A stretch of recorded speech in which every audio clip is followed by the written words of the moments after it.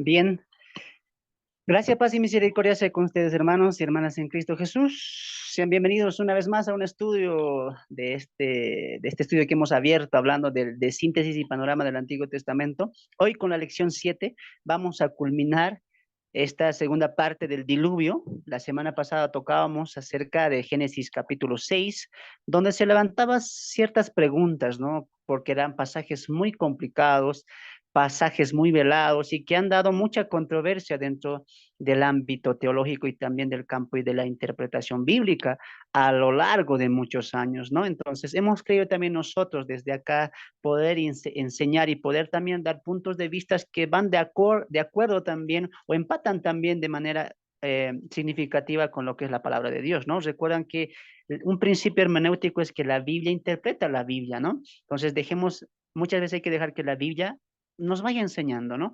Cuando tenemos principios claros y claves, para la hermenéutica o también para la interpretación bíblica, se nos hace más llano el camino, ¿no? No tenemos que forzar ni buscar otras fuentes, porque tenemos principios ya marcados, como el propósito de la Biblia, como el tema central de la Biblia y como el personaje también principal de la Biblia, ¿no? Y cómo la teología va a ir en progresión, va progresando la teología. En Génesis tenemos un campo, ¿no? Y Dios está plantando ahí semillitas de lo que más adelante va a ser doctrina, ¿no? Como la salvación, como los sacrificios, como el pecado, como la salvación, la justificación, la redención. Entonces, en Génesis va a haber eso, ¿no? Va a haber vestigios que nosotros tenemos que tener mucho cuidado para entenderlos y no solamente tener al Génesis como una historia, como algo que se repite, como algo que el autor quería contar, nada más, sino que ahí vemos cositas importantes que van a reflejar o van a darnos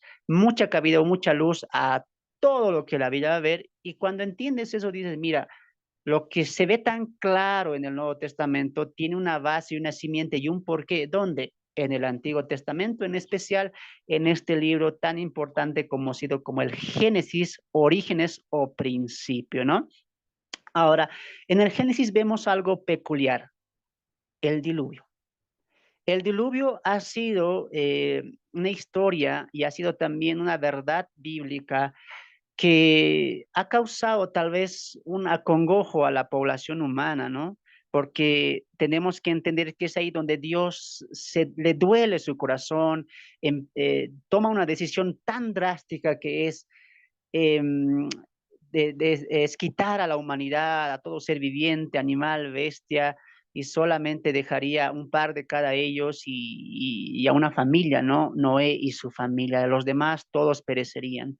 Veíamos en el principio las causas del pecado y hoy queremos entrar a netamente cerrar este tema hablando del arca de Noé, ¿no? Si tú das una revisada en YouTube, en Internet, tú te vas a dar de cuenta que el diluvio es algo que realmente pasó. ¿Sabes por qué? Porque muchas culturas lo tienen narrado, lo tienen escrito en sus historias, ¿no?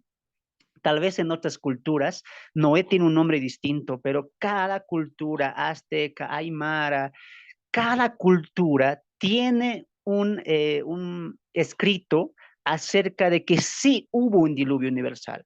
Tanto la ciencia como la arqueología sí aprueban que sí hubo un diluvio universal. No vamos a entrar en ese ámbito porque no estamos aquí queriendo resolver la pregunta si hubo un diluvio o si no hubo un diluvio, porque ya las pruebas son contundentes, repito, en la arqueología, en el campo de la ciencia, en el campo también de la historia de las culturas que han existido a lo largo del tiempo. Cada cultura es interesante que reflejan o demarcan que sí hubo un diluvio universal, ¿no?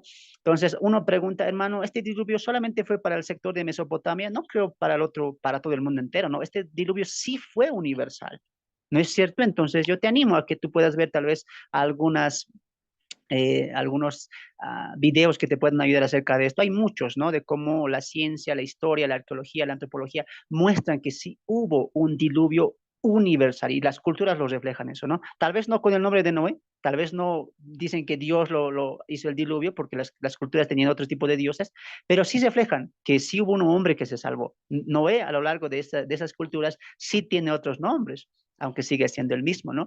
En este lado del pensamiento de la cristiandad, la Biblia nos refleja que Dios fue quien mandó este diluvio por desobediencia, por corrupción, por depravación de la humanidad, ¿no? Y salvó y dio gracia a un hombre, Noé, y sus 3 hijos con sus 3 nueras también, ¿no? Pero entremos a la Biblia. Vamos a Génesis capítulo 6, verso 9. Vamos a dar esta parte, o vamos a dividir esta sección en 4. La construcción del arca que vemos en el capítulo 6, verso 9 para adelante, la entrada al arca en el capítulo 7, la salida del arca en el capítulo 8 y el pacto de Dios, ¿no? Entonces veamos la primera parte, la construcción del arca.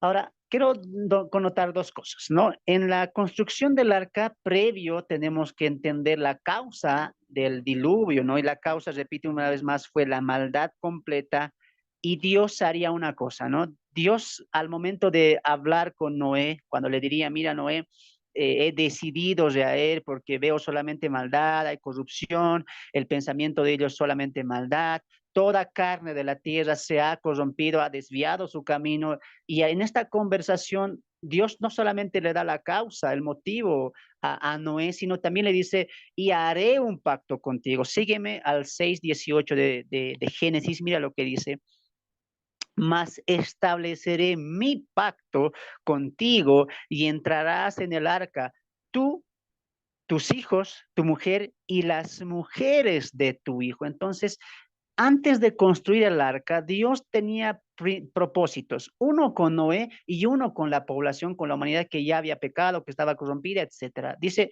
los reharé, ¿no? Hay una condenación, hay un castigo, hay un juicio, ellos no quieren volver de su mal caminar. Mira, yo he hallado, Dios le da, perdón, Noé ha hallado gracia delante de Dios, ¿no?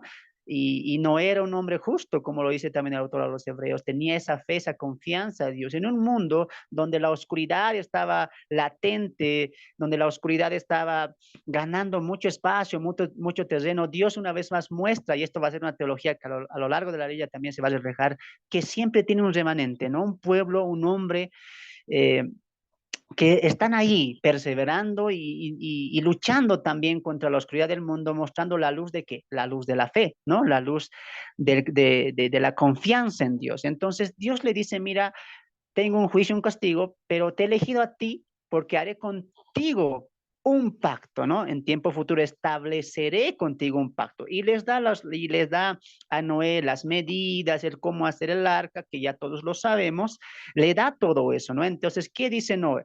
Y hay que retroceder porque en el capítulo 6, ¿qué dice Dios? No contender a mí, no contenderé, no puedo contender con el hombre porque él es ciertamente carne y yo soy espíritu, dice, ¿no?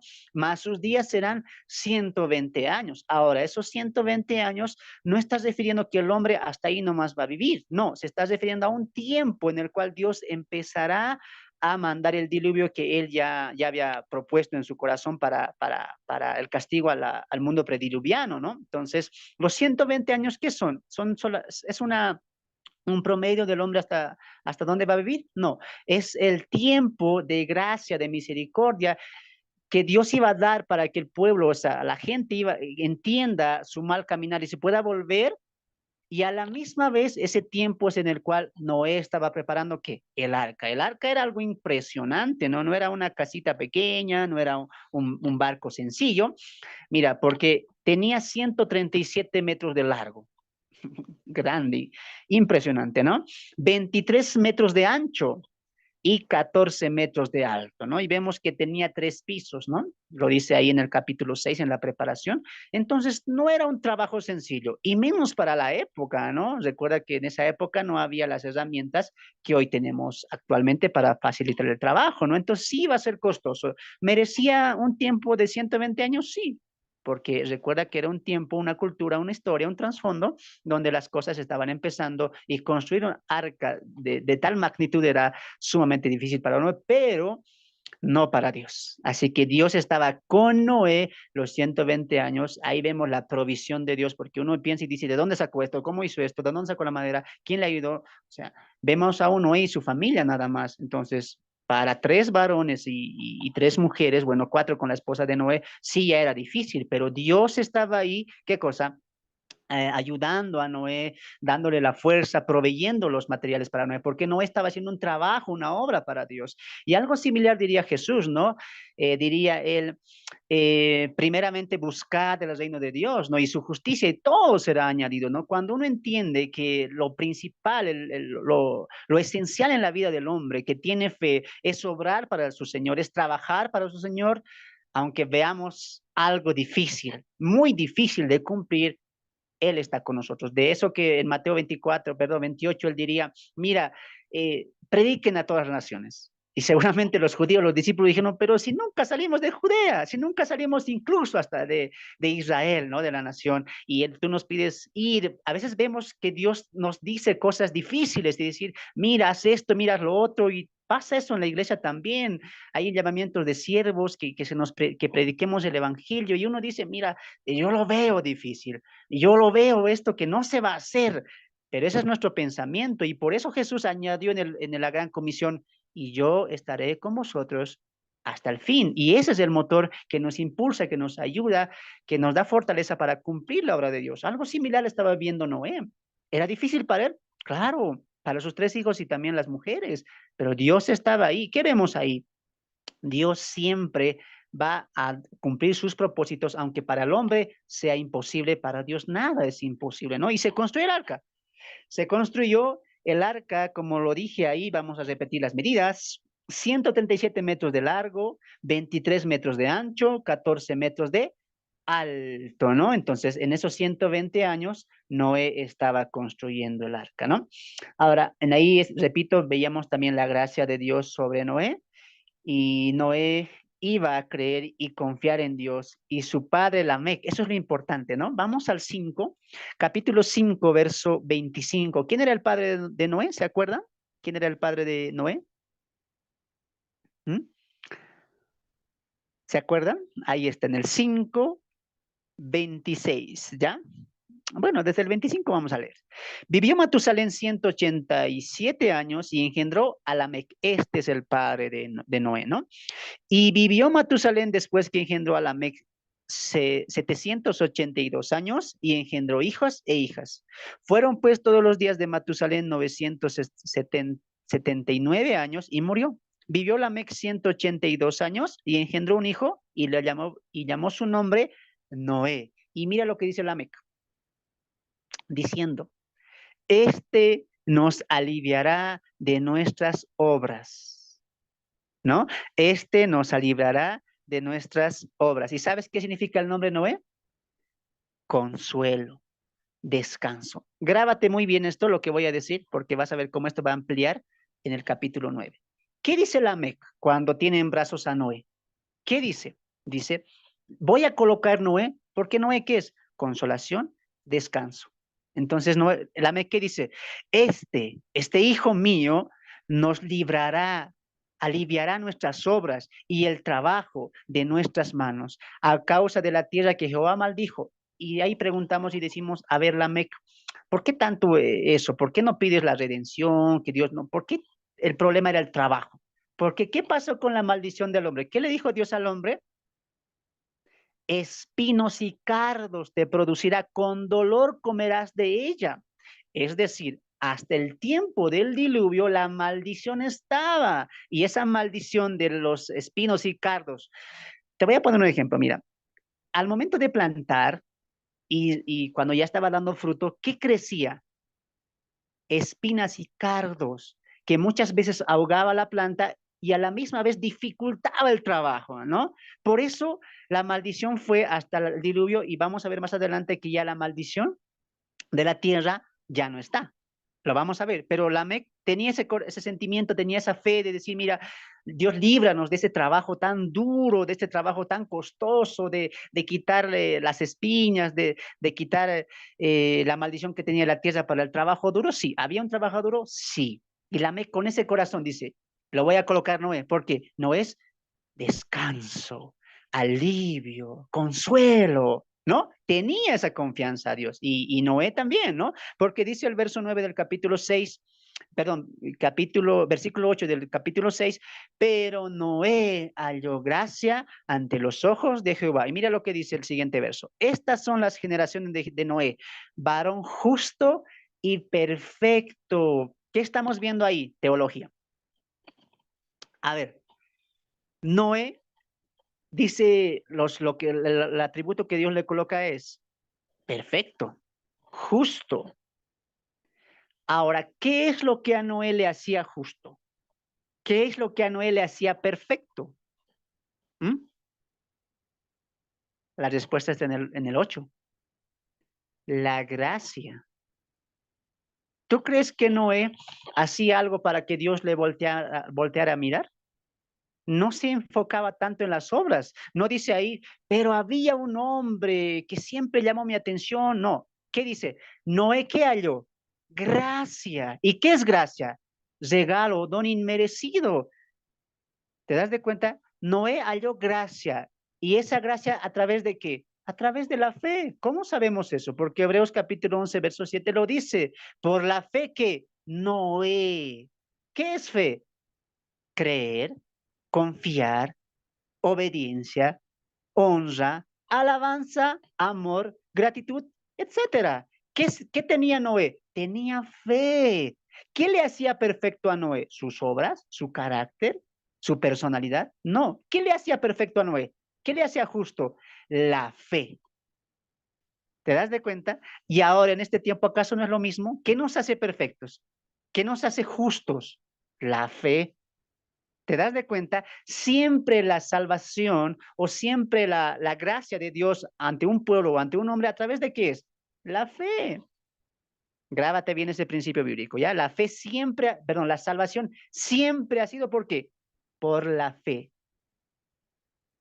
¿Ya? Entonces vemos ahí esas cositas, ¿no? Empieza la construcción del arca y Noé, perdón, Dios le dice, traerás animales de dos en dos, construye el arca de tal manera, haz esto, séllalo con brea, etcétera, ¿no? En el capítulo 7 vemos la segunda parte de este estudio. ¿Cuál? La entrada al arca, ¿ya? Vamos al capítulo 7, verso 1, dice la palabra así.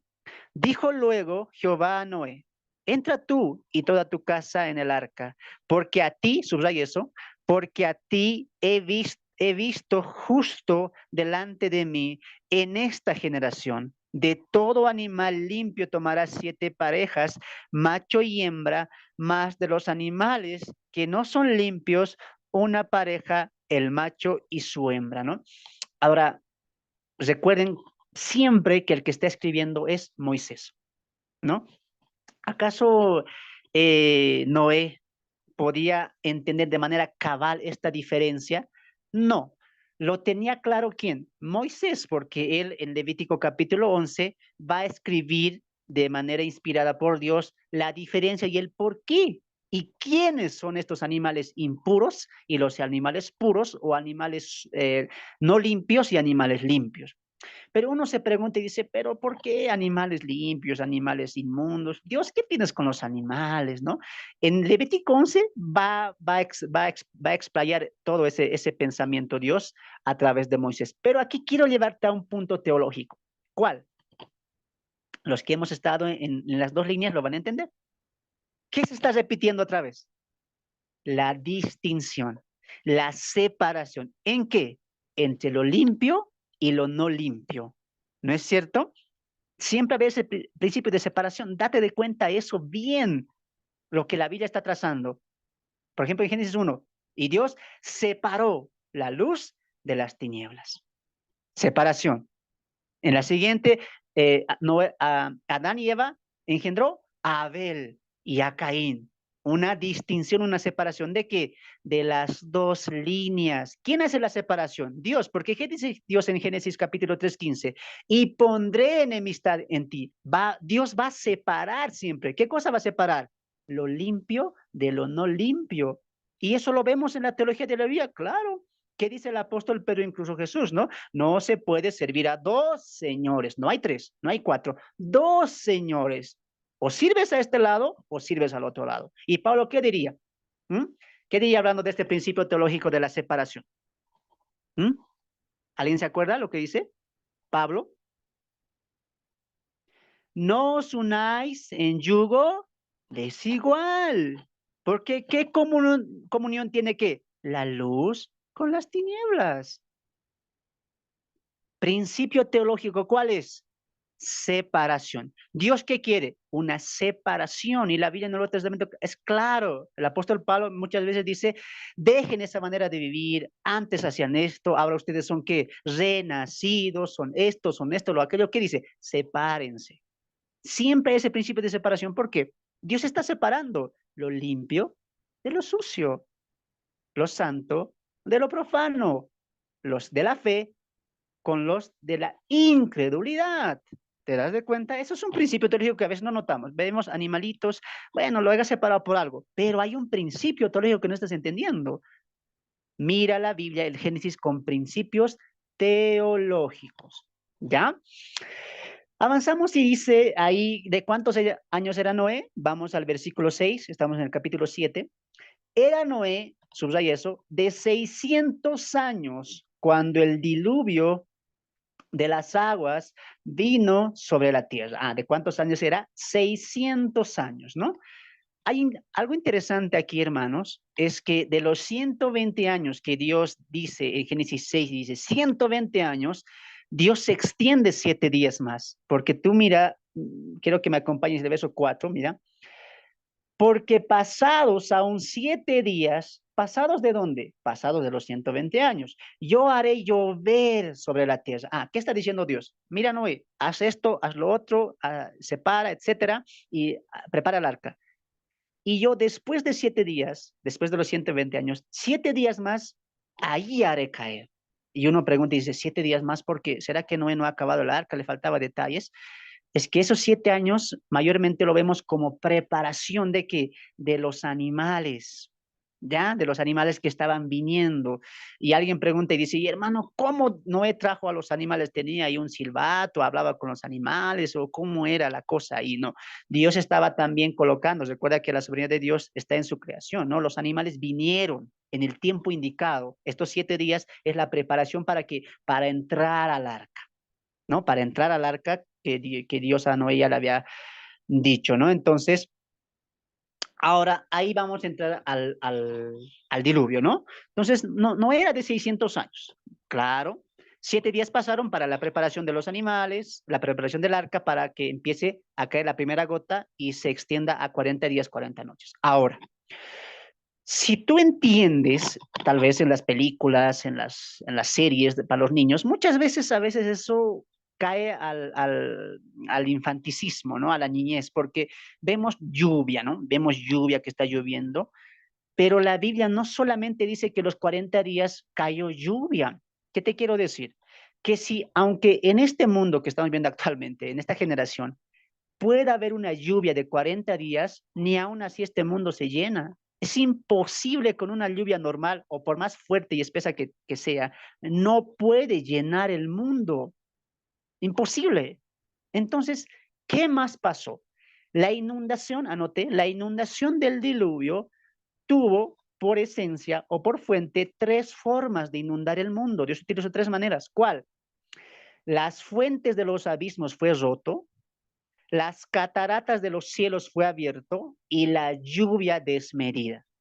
Entonces no solamente la lluvia, anote. 1, las fuentes de los abismos fueron rotos, las cataratas de los cielos fueron abiertos y la lluvia sobre la tierra sin medida. Entonces, en la inundación del mundo entero, de manera universal, fue por 3 formas, no solamente lluvia.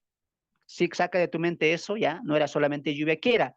El abismo, las fuentes del abismo se han abierto y empezó a eh, llenar de agua también. No solamente eso, las cataratas de los cielos, recuerda que en Génesis Dios qué hizo, separó, ¿no es cierto? Las aguas de las aguas, ¿no es cierto? Entonces, en el cielo hay cataratas, y lo dice el apóstol Pedro en segunda carta, ¿no? Que el mundo fue constituido por el agua y por el agua subsiste. Las materias que Dios utilizó, ¿cuál fue? El agua.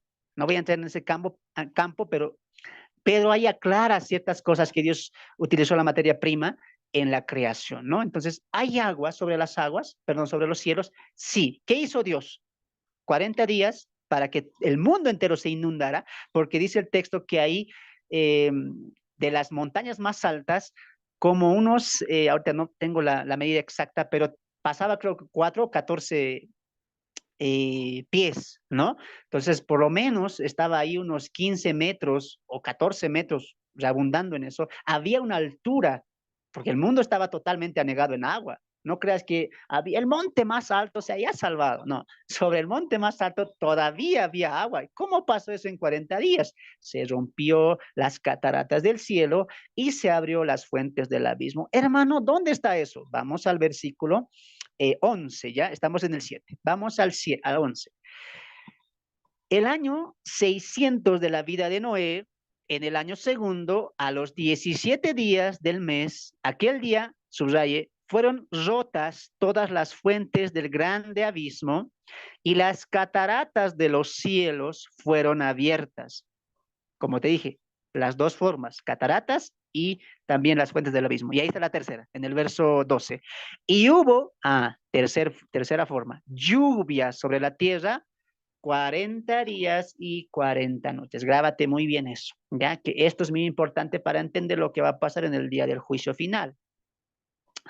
Ahora, estamos entrando, hemos visto la entrada al arca. Muy bien, pasan 7 días, preparación, los animales empiezan a llegar, Noé ya tenía todo preparado.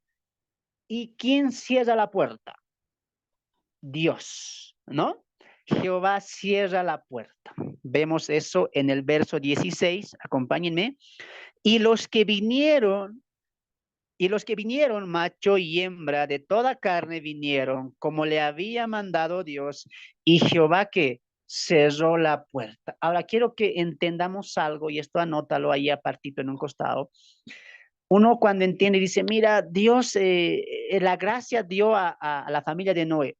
En cierta manera sí, pero la gracia y la fe que ejercía Noé solamente era en singular. Si tú lees el Génesis, dice a ti, ¿no? Porque a ti, incluso cuando sale dice, contigo haré un pacto. Entonces, si uno dice, pregunta y dice, hermano, entonces me estás diciendo que la familia, los hijos Sem, Cam y Jafet no eran de fe, es más, las mujeres, es mucha probabilidad y con mucha seguridad que estos hombres no tenían la fe que tenía Moisés, esa seguridad, esa confianza con la cual tenía. Es más, el autor de los Hebreos lo dice, ¿no es cierto? Cuando habla del diluvio no menciona a los 3 hijos, menciona solamente a Noé. Y en la Biblia, si tú lees los profetas, también van a mencionar solamente a Noé. Es más, en Isaías, si no me equivoco, diría el profeta, hablando de parte de Dios, si en este mundo, en esta población, solamente existieran los 3 hombres, Adán, Noé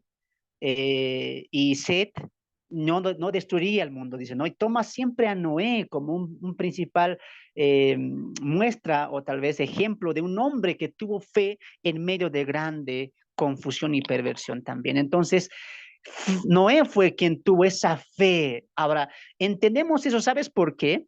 Porque más adelante, ¿qué va a pasar con los hijos de Noé? Y ahí tú vas a entender por qué Noé fue aquel hombre que halló gracia. Y uno pregunta y dice, entonces hermano, si no tenían fe, ¿por qué Dios les salvó? Recuerda que está Dios también que sobreguardando la humanidad, la raza humana. Lo mismo hace con los animales. Dios los guarda en el arca porque estaba preservando una futura generación de qué? De humanos y también de animales. ¿No es cierto? Pero ¿quién halló gracia? Noé. ¿Y qué hizo Dios con su familia? Lo preservó para qué? Para la raza y la continuación de la descendencia humana, ¿no? Entonces, cuando el arca está preparada, Noé y su familia entran, los animales también, ¿qué hace Dios? Dice, muy bien, todos han entrado, ¿Dios qué hace? Cierra la puerta. Eso es algo impresionante, ¿sabes por qué? Porque ahí vemos un principio también, ¿no? Que, ¿quién es el que dice, a ver, Noé, prepara un arca? ¿Y esa arca para qué es? Para salvación. Dios prepara el arca de la salvación y Dios cierra el arca de la salvación.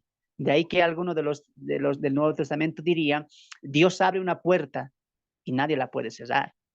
¿Quién da la manera en que nos salvemos? ¿Es Dios? ¿O es que no, Noé dijo, Señor, tengo una propuesta, vas a hacer caer diluvio, ¿y por qué no hago un arca? No, no fue la idea de Noé. ¿Quién proveyó? ¿De quién fue la iniciativa de salvar? Dios. ¿Y quién va a decir hasta aquí? Se cierra la puerta. Dios también. Ahora, cuando Cristo vino a morir en la cruz, ¿quién fue? Fue Dios. ¿Quién proveyó la manera en salvarnos? Nosotros. Nosotros no fuimos. ¿Quién fue? Fue Dios. ¿Quién proveyó todo eso? Porque el autor, el apóstol Pedro diría que el Hijo fue inmolado, el Cordero que fue inmolado antes de la fundación del mundo, que ya estaba preparado para que... entonces, ¿Dios qué hizo? Tenía ya el camino preparado. De Dios es la salvación total, completa. Nada tiene que el hombre jactarse por la salvación, porque Dios provee la salvación y Dios también dice hasta aquí. Así también será en el tiempo final, ¿no? Cuando dice Jesús, vendrá el tiempo y solamente el día y la hora mi Padre y nadie más lo sabe, ¿no? Entonces Dios abre la salvación y la manera en que nos vamos a salvar en Cristo Jesús y Dios también, ¿qué va a hacer? Va a dirá, muy bien, se acabó el tiempo de los gentiles o el tiempo de la gracia y empieza el tiempo del juicio divino de Dios. Entonces, Dios siempre es el que abre caminos a la salvación y la reconciliación y la restauración del hombre. ¿Por qué? Porque Él es soberano, ¿no? Entonces, de esa manera también tenemos que entender la salvación. Ahora, ¿quién muere? Porque hay historias, ¿no? Dice, yo pienso que un hombre, una familia subiendo al monte alto, pero hermano, ¿acaso no había una tablita y como Titanic? Y mucha gente busca y rebusca y dice, no creo, dice, ¿no? Yo pienso que se han salvado muchos más, ¿no? Pero hay que creer a lo que pensamos, a lo que tal vez muchas películas nos cuentan, o tal vez a pensamientos humanos, o hay que creer a la Biblia. ¿Qué dice la Biblia? Vamos al verso 21 del capítulo 7. Y murió, subraya eso, toda carne que se mueve sobre la tierra, así de aves como de ganado y de bestias y de todo reptil que se arrastra sobre la tierra. Y todo, la Biblia no da apertura a que tal vez, por si acaso, y sí, no. La Biblia es clara. Toda carne, toda bestia, toda ave y todo hombre no quedó, murió. Eso es claro, ¿no? Entonces el juicio se cumple. ¿Para quién? Para el hombre que había pecado por su inmoralidad en el capítulo 6 para adelante, ¿no? Ahora, vamos a la tercera parte, la salida del arca, al capítulo 8 vamos a ir. Acompáñeme a leer el verso 1 al verso 2. Y se acordó Dios de Noé y de todos los animales y de todas las bestias que estaban en el arca, e hizo pasar Dios un viento sobre la tierra y disminuyeron las aguas, y se cerraron las fuentes del abismo y cataratas de los cielos, y la lluvia de los cielos fue detenida. Muy bien, se detiene la lluvia, se detiene todo eso, ¿no? ¿Por cuánto tiempo estaba las aguas en quietud, sin llover? Sin llover, 55 días, ¿no? Creo que lo va a decir más adelante, me va a extender todo esto, ¿no? Ahora, eso es lo que la Biblia está marcando. Muy bien, Noé ha sido librado del diluvio, entrando al arca, etcétera, y tú sabes la historia, ¿no? Noé manda un cuervo, posteriormente manda una paloma, la paloma vuelve, la paloma después de 7 días vuelve a ir, trae ya en su pico un pedazo de planta donde ya no entiende que ya habían bajado las aguas, ¿no? Ya había lugar seco, ¿no? Ya había lugar seco. Entonces, ahí, ¿no? Entonces Noé empieza a salir, dice el texto ahí, pero quiero llevarte a esta parte. Vamos al capítulo 8, verso, vamos a leer desde el 17, ¿ya? Todos los animales que están contigo, de toda carne, de aves y de bestias, y de todo reptil que se arrastra sobre la tierra, sacarás contigo, y vayan por la tierra y fructifiquen. Esta es una ordenanza para los animales, ¿no? Y se fructifiquen y multiplíquense sobre toda la tierra. Ahora le habla a Noé. Entonces salió Noé y sus hijos, su mujer y las mujeres de su hijo con él, todos los animales y todo reptil y toda ave, todo lo que se mueve sobre la tierra, según su especie, salieron del arca. Ya el tiempo del diluvio pasó, empiezan a salir, ¿no? ¿Qué le dice Dios a los animales? Eh, multiplíquense, llenen todo, llenen nuevamente de su especie, cada uno de su especie, llene toda la faz de la tierra. ¿Qué le dice al hombre? Noé, sale con su familia y juntamente con él todos los animales. Esta es la parte donde entra mucho una profundidad teológica. ¿Alguna vez tú te has preguntado cuándo inicia el primer sacrificio? Sí, hermano, en Levítico. No. Ya sé, con Abraham. Tampoco.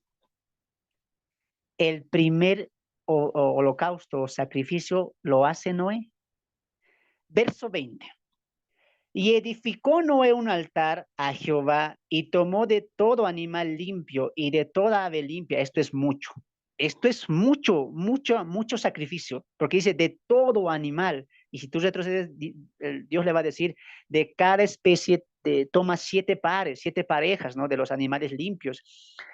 Noé hace eso, edifica un altar a Jehová y toma de todo animal limpio y de toda ave limpia. ¿Y qué hace? Subraya eso, ofreció holocausto en el altar.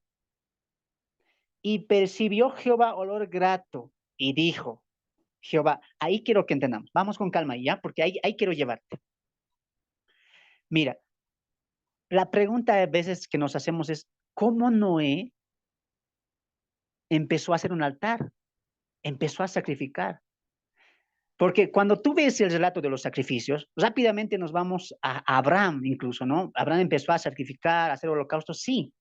Y eso se va complementando, se va perfeccionando, ¿dónde?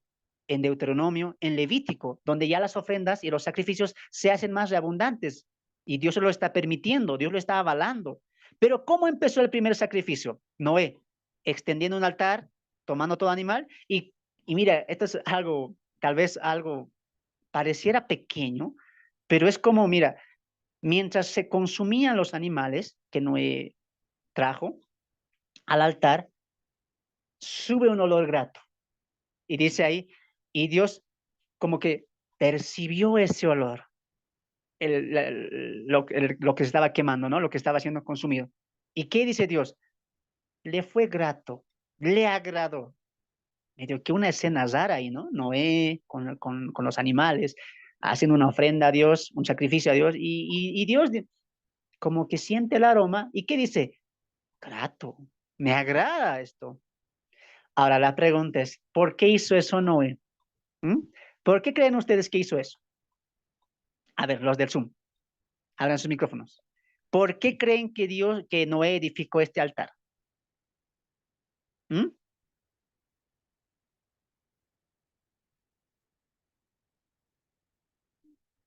¿Por qué creen? Pudiera ser como un agradecimiento, una gratitud. Ya. ¿Qué más? A ver, ¿quién más? ¿Quién más? ¿Quién más? ¿Nadie? ¿Por qué Dios, por qué Noé edificó un altar? Entonces, cuando vemos esta parte, recuerda ahí que el autor es Moisés. Él sí tenía un concepto claro de lo que es un sacrificio. ¿Qué es un sacrificio? Un sacrificio es algo que se le da a Dios por gratitud, por alabanza. Mayormente, ¿por qué? Por gratitud. Siempre ha sido por gratitud y por cumplir o por esperar la bendición de Dios, ¿no? Ahora, si tú entiendes eso, mira, Noé cuando estaba edificando, ¿qué estaba haciendo? Estaba dando gracias de que Dios a él lo ha salvado, de que su familia ha sido... Imagínate tú, a ver, imagínate tú. No me digas que Noé no tenía primos, parientes, tenía conocidos, claro, era un hombre como nosotros. Pero imagínate tú, pon tu mente en Noé, que toda una generación veas a un mundo totalmente consumido. Imagínate la desesperación, porque yo me imagino que en el momento que estaban las aguas empezando a subir, la gente se empezó a desesperar, empezaron a golpear y golpear el arca, ¿sí o no?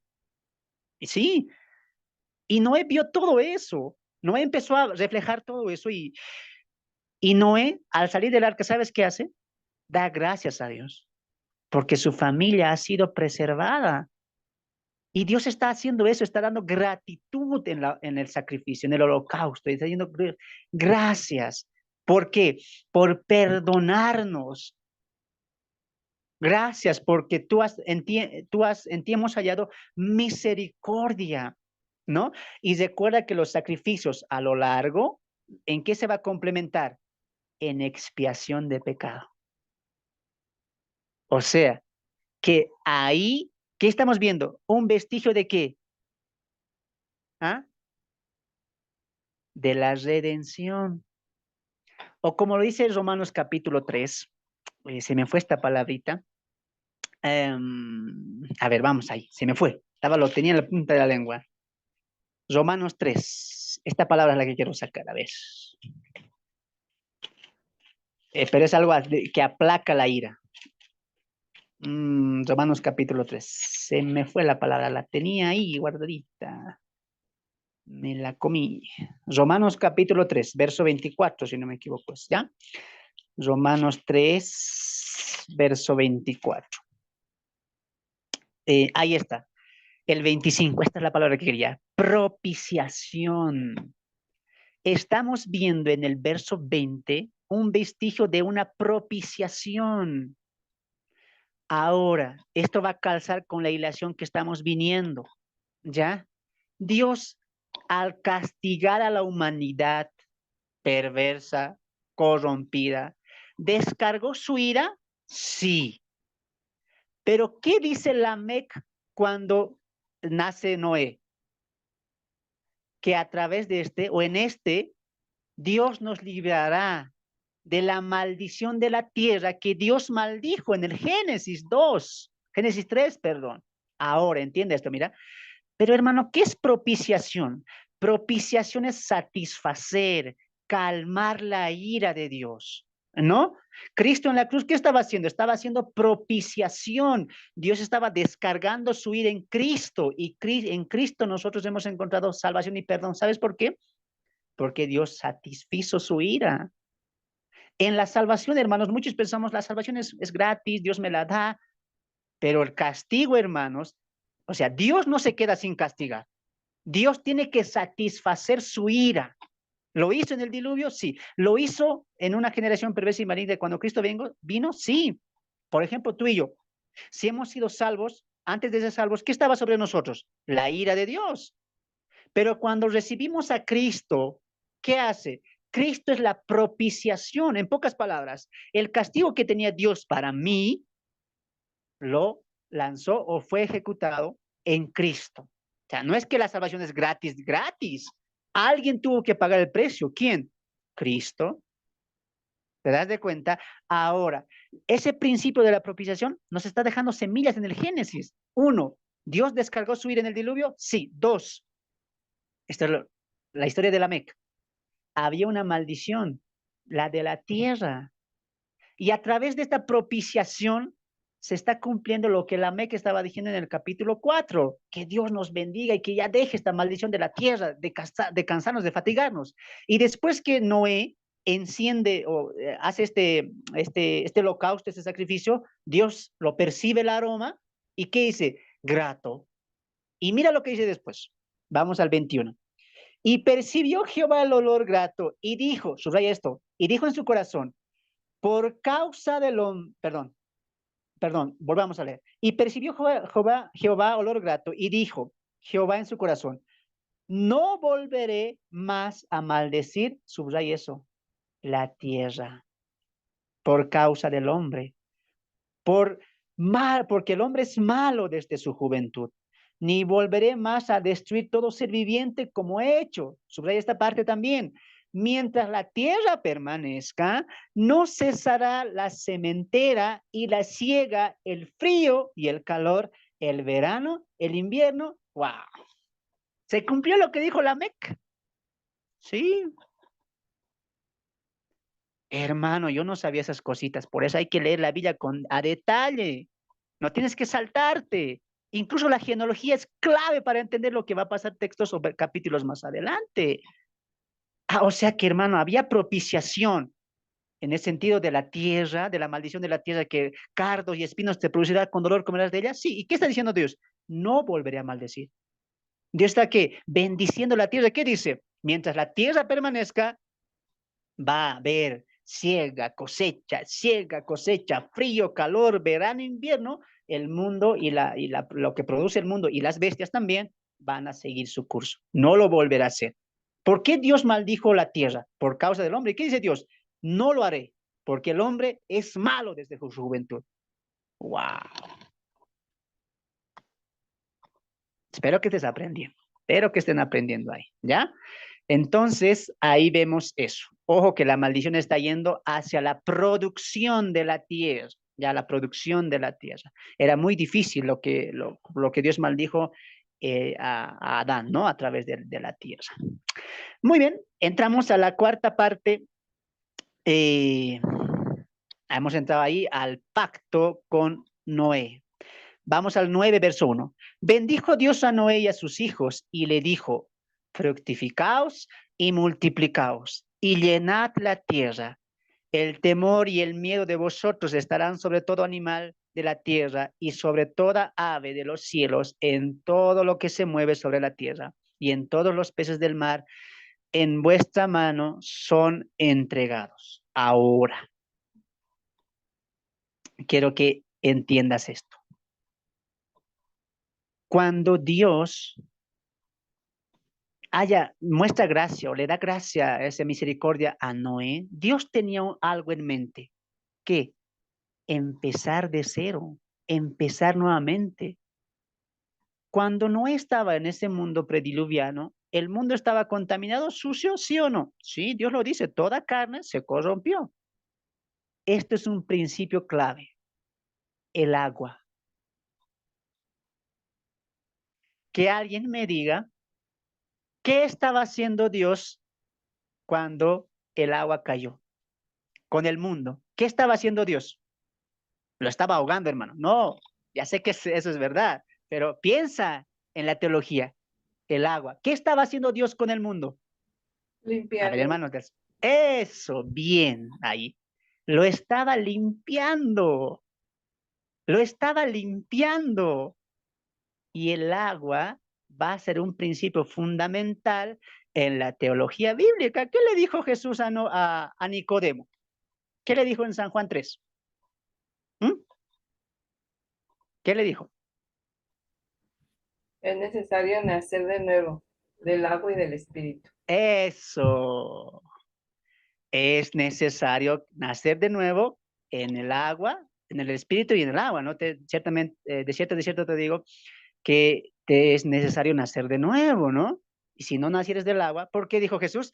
Porque lo que es carne, carne es, y lo que es espíritu, espíritu es. O sea, hermano, no es solamente un diluvio, cataratas, agüita, no. Había un principio teológico, Dios lo va a decir, estaba limpiando la tierra. Wow.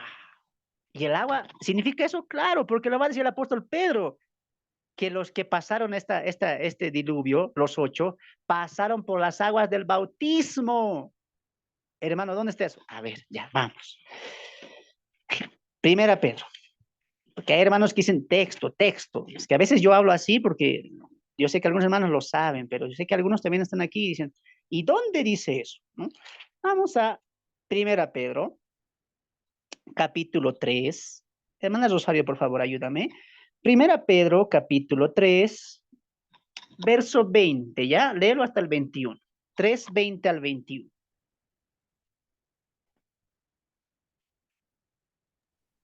Amén. Los que en otro tiempo desobedecieron cuando una vez estaba la paciencia de Dios en los días de Noé, mientras se preparaba el arca en la cual pocas personas, es decir, 8, fueron salvadas por agua.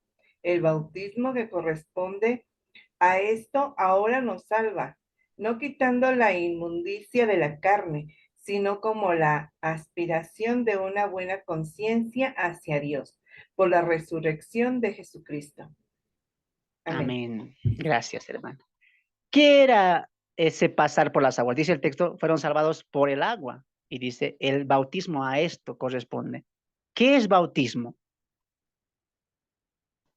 Purificación. ¿Qué estaba haciendo Dios con el mundo, con la tierra? Lo estaba purificando. Este es un principio teológico porque el agua se va a convertir ¿en qué? En la teología bíblica, en el Nuevo Testamento. ¿Qué es el agua? Jesús, ¿por qué dice? Por espíritu y por agua. Y uno dice, a ver, Espíritu Santo, ven, y luego agua, me entro al agua. No, el agua tiene un principio teológico, ¿cuál? Que va a ir en progreso. ¿Qué es el agua en el Nuevo Testamento? ¿Cómo uno es limpio? Porque el agua es para limpiarse, sí, pero el agua, ¿qué sería en el Nuevo Testamento? ¿Ah? ¿Cómo ha progresado? La palabra de Dios. Eso. El agua es la palabra de Dios, que la palabra te limpia, te purifica. Wow. Ahora, vamos con calma, ¿ya? Hay muchos principios, pero te estoy dando los más claros. O sea, agua fue por algo. Y Dios está mostrando esos principios en el Génesis. Ahora, si seguimos ahí en esa hilación, Dios estaba limpiando el mundo. Muy bien. ¿Para quién? Para Noé. Cuando Dios crea a Adán y Eva y crea un mundo perfecto para ellos, se los hace un lugar especial, el jardín del Edén, ¿no es cierto? ¿Y qué le dice? Mira, es lo mismo. Multipliquen, dice el texto, y los bendijo. ¿Y qué les dijo? Multiplíquense y todo temor de todo animal estará sobre ustedes y ustedes serán, a ustedes ha sido entregado todo esto de los animales, etcétera, ¿no? Ahora, ¿por qué se repite el patrón de Edén en Noé, perdón, en Adán y en Noé? Porque Dios tiene un principio, está empezando. Es como decir, mira, Noé, he limpiado el mundo. Está limpio, está purificado. Han pasado por las aguas del juicio y tú estás ahora empezando algo nuevo. Pero había una diferencia. Noé tenía hijos y estos hijos más adelante van a mostrar que rebelión. ¿Cuál fue la idea de Dios encomendar todo a Noé? Una nueva creación, sí, pero una nueva creación que se olvide de lo que había quedado antes, pero tenga un corazón entregado a Dios. Esa fue la idea. Y de aquí vamos a desglosar que los tres hijos de Noé no eran de la fe, ¿no?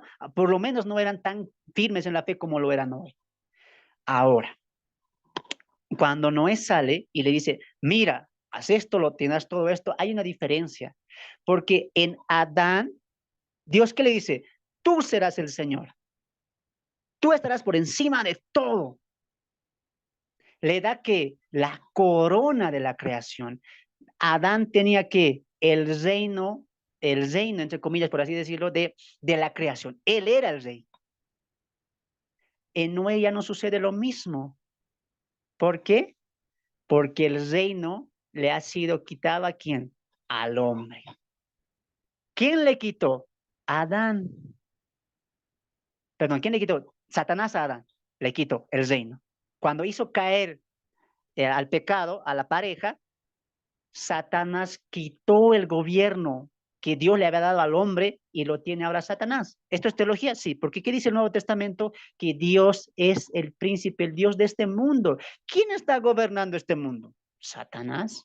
¿Quién lo permite? Dios. ¿Te acuerdas en la tentación? ¿Qué le dice Satanás a Jesús? Si arrodillado me adorares, no creo que le lleva a un monte alto, ¿no? A un monte alto y le dice, mira, todo esto que ves, a mí me ha sido entregado. Mentira. Él lo robó. ¿De quién? De Adán y Eva. Satanás sí tiene poder, sí tiene dominio sobre este mundo, sí, porque lo robó. ¿De quién? De Adán y Eva. Y a Jesús le dice, si arrodillado, postrado me adorareis, todos estos gobiernos te lo daré a ti. ¿Quién tiene ahora el gobierno actual? Satanás. Pero por un momento corto, porque Cristo en la cruz ya venció. Entonces, ¿la diferencia cuál es? Adán, tú serás el rey. Satanás, quitas el gobierno del hombre y él empieza a sofusgar toda la tierra. Pero en Noé, ¿qué le dice? Solamente multiplíquese. Los bendijo y multiplíquese y toda miedo y todo esto será en toda carne, de todo animal hacia ustedes, ¿no? Multiplíquense, llenen toda la tierra. Esa fue la idea al momento de salir de el arca. Ahora, vamos al verso 18. Vamos al verso 18. Dios hace el pacto, obviamente el pacto con Noé. El pacto con Noé creo que lo sabemos, ¿no? Creo que es momento también de poder simplificar eso. Dios hace un pacto con Noé y a través de Noé con toda la creación. Dice, nunca más volveré a castigar este mundo con agua, y hace una señal del pacto, ¿no? Una señal del pacto. ¿Quién me dice qué es la señal del pacto? ¿Cuál es la señal del pacto entre Dios y Noé?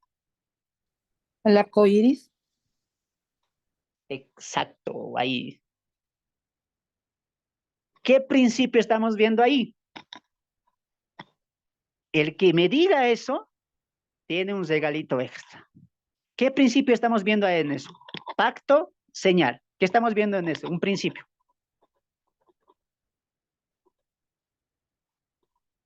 Ah, no sé, hermano, eso tú tienes que decir.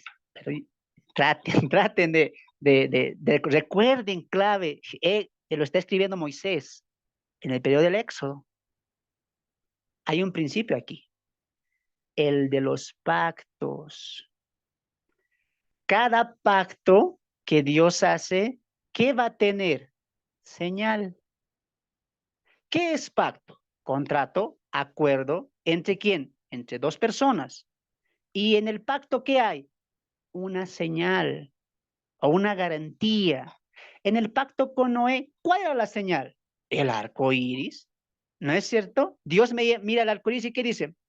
Ahora que sale el arco iris, no, esta es una señal de mi pacto que hice. ¿Cuál? Nunca más volveré a castigar el mundo con agua. Ah, avanza la teología. Avanza la teología y vemos en el Sinaí un pacto con Israel. Perdón, antes de eso, vemos en el Génesis 12 un pacto con Abraham, el pacto abrámico. ¿Quién me dice cuál es la señal del pacto abrámico? La circuncisión. Eso, la circuncisión. Avanza la teología, Dios hace un pacto con Israel y hay una señal. ¿Quién me dice cuál es la señal del pacto con Israel, del pacto mosaico? ¿Mm? Los 10 mandamientos. No.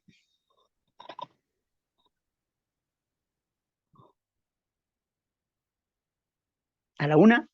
¿A las dos? ¿A las tres? ¿Nadie? ¿Nadie va a salvar? Las naciones. No. El Shabbat. El Shabbat. Anote eso. La señal del pacto mosaico es el sábado. ¿Ya? Entonces la teología va progresando. Ahora, Dios, ¿por qué demanda una señal? Porque es Él quien está empezando, Él que está poniendo este pacto en tela en la mesa, ¿no? Entre el hombre y Dios. ¿Y Dios qué hace? Una señal, hace, ¿no? En el pacto de Noé, en el pacto con Abraham y en el pacto también con Moisés, y lo va a hacer también en el pacto davídico, ¿no? Entonces vemos principios, ¿no? Vemos principios y va a ir progresando y tiene un propósito el pacto y la señal. Así que ahí para tu conocimiento, ¿ya? Avanzamos y esta es la parte. Ahí quiero que participen ahí. Participen, ¿ya? Alguien que me lea, hermana María, por favor. María, Tumiri, lea Génesis 9, verso 15 al 17. Génesis 9, 15 al 17.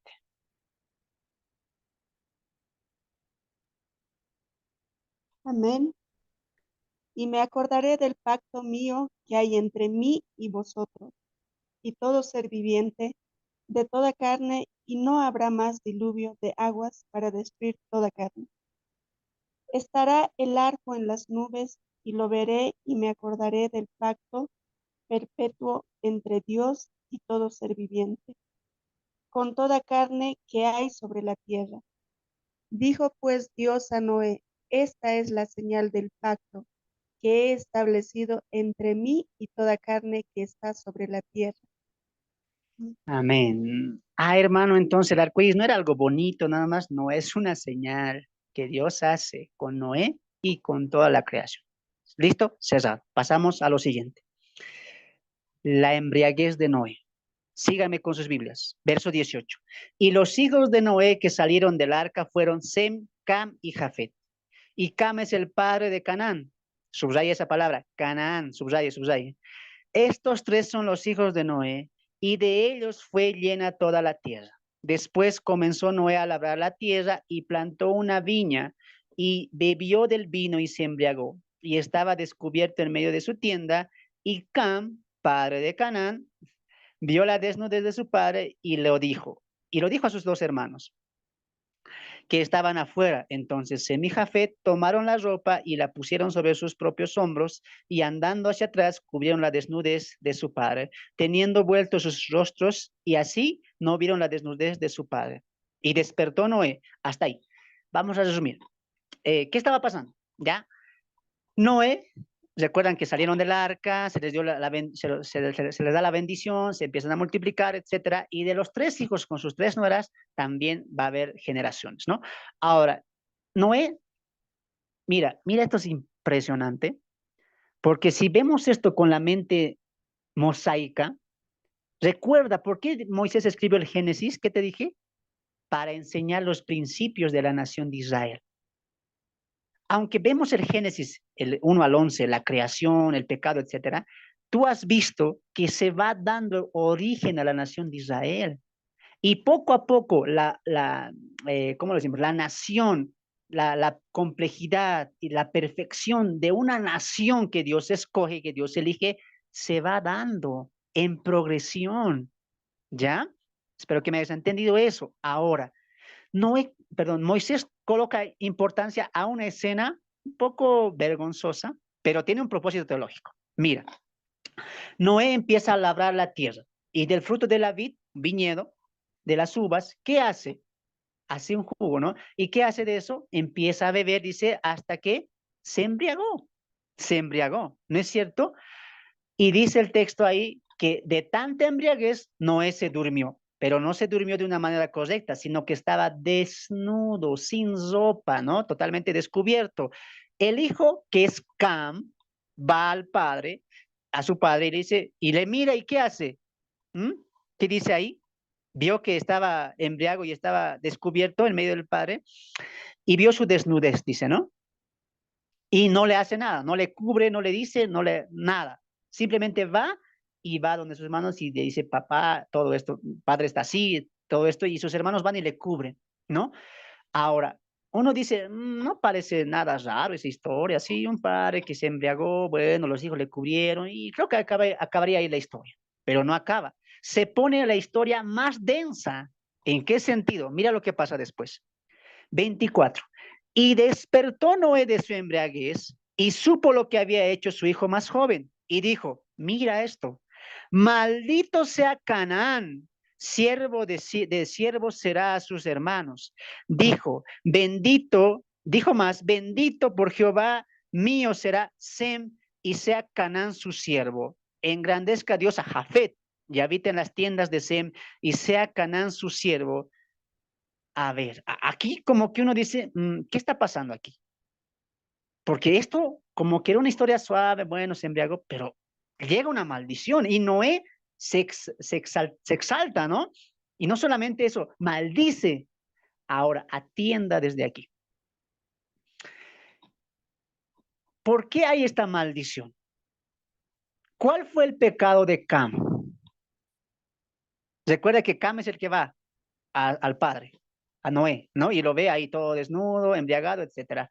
Pero dime tú, ¿cuál es el pecado de Cam que traería después una maldición? ¿Alguien sabe cuál fue el pecado de Cam?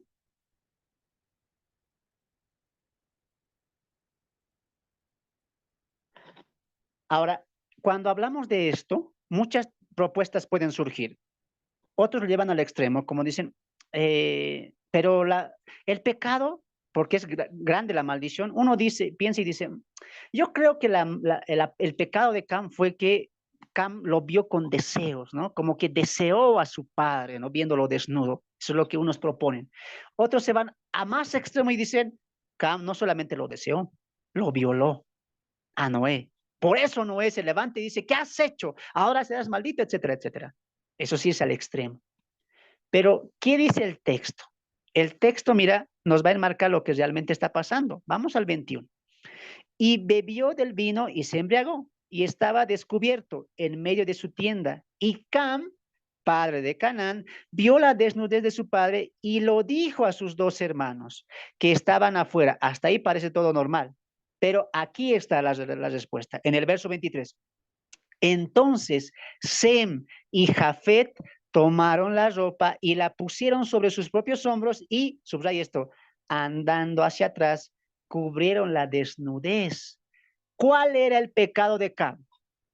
Que lo vio y no solamente no hizo nada, sino a la misma vez fue y lo divulgó a sus hermanos. ¿Qué hicieron sus hermanos? El punto no estaba en desearlo, en que algunos se van al extremo de decir lo violó. No, no es el punto. El punto, ¿cuál fue? Ver a su papá, porque en la época de la cultura del Éxodo, la cultura de Moisés, era un pecado, una afrenta grande que un hijo pueda ver así a su padre. No era una afrenta tremenda, una vergüenza completa para el padre, ¿no? Entonces, en ese marco, el pecado de Cam no fue tanto ver, desear o violar, no, no fue eso. ¿Cuál fue? Mirar y ver y decir, mira, hermano, Sem y Café, nuestro padre está así, empezó a hacer burlas, mofa, ¿y qué hacen Sem y Café? Café, toman una manta y donde está Noé, no lo miran, sino van hacia atrás, caminan de reversa, ¿no? Hasta que llegan a Noé y lo cubren. No lo vieron. Entonces, ¿el pecado cuál fue? Ver, no hacer nada y además ir y contar a sus hermanos. Ese fue el pecado. Ahora, la maldición. Maldito sea Canaán. ¿Quién era Canaán? El hijo de Cam. Siervo de siervo será tus hermanos. Aquí hay una pregunta grande. A ver, está bien, Noé se enojó, era una vergüenza, era una falta grave, está bien. Pero ¿acaso no era lo justo maldecir a Cam? ¿Quién lo vio? Cam. ¿Por qué Noé maldice y castiga a Canaán? ¿Quién era Canaán? El hijo de Cam. Mira, te voy a poner este ejemplo. Es como decir, mi hijo se llama Alex y el hijo de mi hijo se llama José, ¿no? Es mi nieto, ¿no es cierto? Alex hace algo contra mí y yo maldigo a José. ¿Quién me tiene la culpa?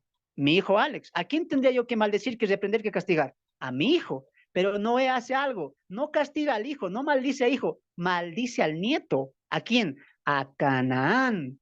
Y la pregunta está ahí. ¿Por qué? ¿Mm?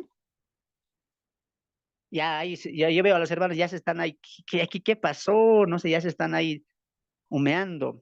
A ver, ¿quién me dice por qué? ¿Mm?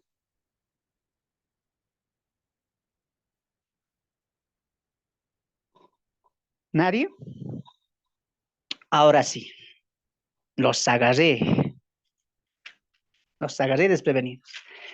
Bien, vamos a llegar a esto. La Biblia, recuerden que va a dar un mensaje teológico. Lo está escribiendo Moisés para enmarcar los comienzos de la nación de Israel y lo que se viene próximo. ¿Qué era lo próximo para Moisés? Entrar aquí a la tierra prometida. ¿Cómo se llamaba la tierra prometida? Canaán, ¿no? Ahora, atienda. Voy a explicar y después vamos a ver una diapositiva que va a decir todo esto. Atienda simplemente. ¿Por qué Noé maldice a Canaán? Porque ahí Moisés está mostrando algo futuro, está mostrando lo que va a pasar después con la conquista de la tierra de Canaán. Ahora, escuche lo que voy a decir. Cuando Sem, Jafet y Cam se dispersan, otro se va, Cam se queda, Cam se va al continente africano y uno dice, hay respuestas para esto. Y uno dice, hermano, ¿por qué maldijo a Canaán?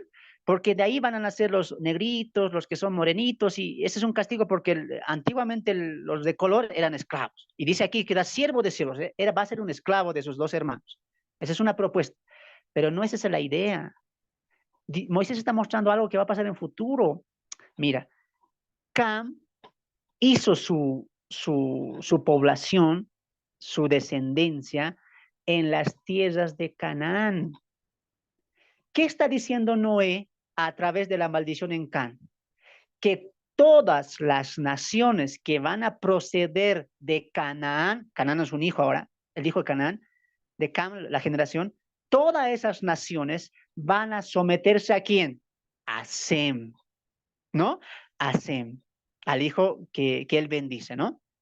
Entonces, ahí estamos entrando a ontología. En resumen, la línea de Sem, no, Moisés lo está colocando como Israel, porque por esa línea va a venir Abraham. Muy bien, Israel. Y Canaán, el nieto de Noé, son las naciones.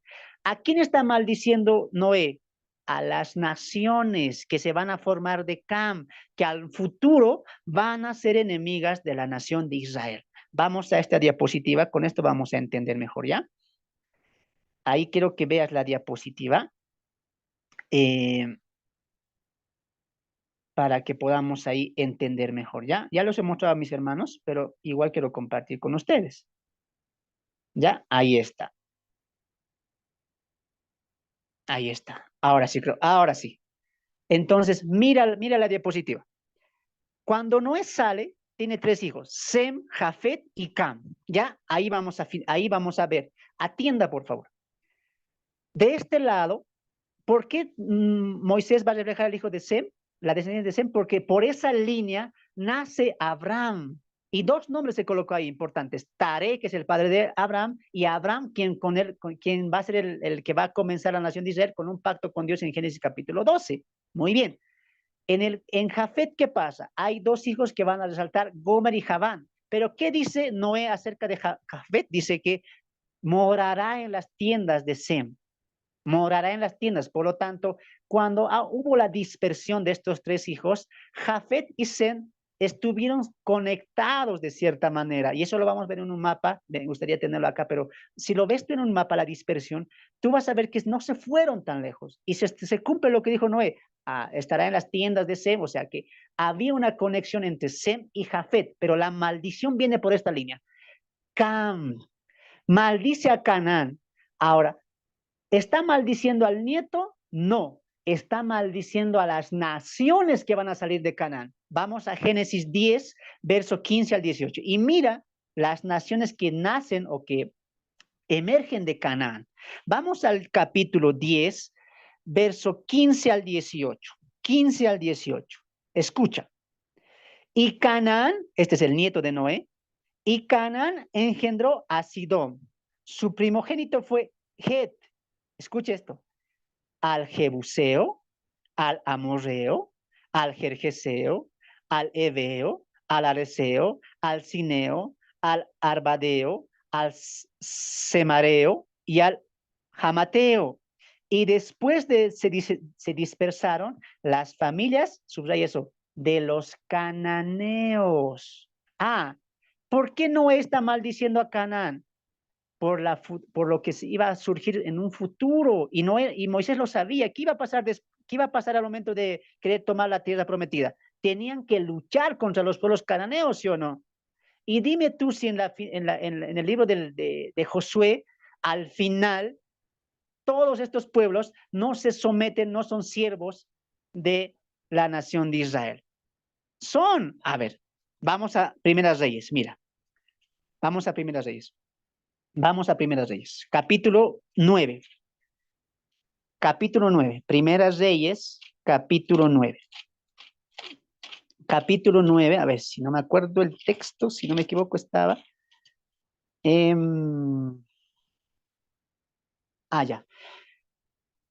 Primeras Reyes, capítulo 9, verso 19. Escuche. Asimismo, todas las ciudades donde Salomón tenía provisiones, y las ciudades de los carros, y las ciudades de la gente de a caballo, y todo lo que Salomón quiso edificar en Jerusalén, en el Líbano y en toda la tierra de su señorío, y todos los pueblos, escuche, que quedaron de los amorreos, eteos, fereceos, jebuseos, jebeos, que no eran de los hijos de Israel, y a sus hijos que quedaron en la tierra después de ellos, que los hijos de Israel no pudieron acabar, hizo Salomón que sirvieran con tributo hasta el día de hoy. ¿Te das de cuenta cómo la teología avanza? ¿Por qué maldijo a Cam? No estaba maldiciendo a Cam, estaba maldiciendo a las naciones que iban a descender o surgir de Cam, ¿no? Lo que hemos visto ahora. Por eso, cuando Josué ganaba una conquista, ¿qué hacía? Los mataba, en muchas veces no lo hacía. ¿Qué hacía? Los volvía esclavos, los volvía siervos. Y cuando surge la etapa de la monarquía, ¿qué hacían estos pueblos que han sido conquistados por Israel? ¿Qué hacían? Daban tributo a la nación de Israel. ¡Wow! Esto ya es ir a teología. Porque uno pasa esto y dice, ya, por algo debe ser. Pasa a la siguiente página. No, hay algo que Moisés está queriendo enseñarnos ahí. Y esto va a ser clave para lo futuro. Muy bien, finalizamos. Espero que estén aprendiendo. Cuando habla de Sem, está hablando de la nación de Israel, y cuando habla de Canaán, el nieto, está hablando de la nación de los cananeos que iban a ser totalmente rebeldes contra la nación de Israel. Pero al final, la nación de Israel sometería, y estas naciones serían los siervos y las siervas de la nación de Israel. Ahora, vamos a finalizar. Génesis capítulo 10, verso 8. Vamos a leer desde el 6. Hermano René, por favor, lee el 6 y el 7 del capítulo 10. 6 y 7 del capítulo 10.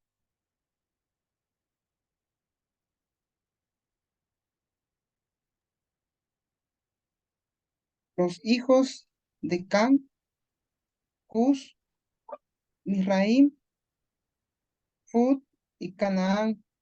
Y los hijos de Cus, Seba, Ávila, Sapta, Rama, Sapteca. Y los hijos de Rama, Saba y Dedán. Amén. Y Cus engendró, subraya esto, Nimrod. Nimrod, quien llegó a ser el primer poderoso en toda la tierra. Muy bien, finalizamos. Espero que hoy les haya gustado, amados hermanos. Ha sido un poquito complicado esto, pero he querido mostrarte principios teológicos. Finalizo con esto. En el Génesis capítulo 11 se nos detalla la Torre de Babel. Si tú esta parte has visto, oh, hermano, no sabía estas cositas, este tipo de cosas no lo había visto así, en lo que se viene en el Génesis capítulo 11, te vas a quedar deslumbrado. Te animo a que estudies, te animo a que averigües de este hombre llamado Nimrod. Este hombre es clave y fundamental para lo que va a pasar en la Torre de Babel. Sin más, me despido de ustedes, amados hermanos. Que Dios me los bendiga. Sigamos aprendiendo, sigamos escarbando más de lo que hemos visto hoy, y que si hoy te ha bendecido esto, te animo a que puedas compartir, a que puedas enseñar a otros, y te animo a que sigas preparándote. Hay cosas hermosas que el Génesis nos revela, nos enseña y también nos deja ver para la ampliación de la teología a lo largo de la Biblia. Me despido, que Dios me los bendiga, que Dios me los guarde, y pues nos vemos la siguiente reunión con la Torre de Babel y el mensaje teológico. Bendiciones, mis amados hermanos.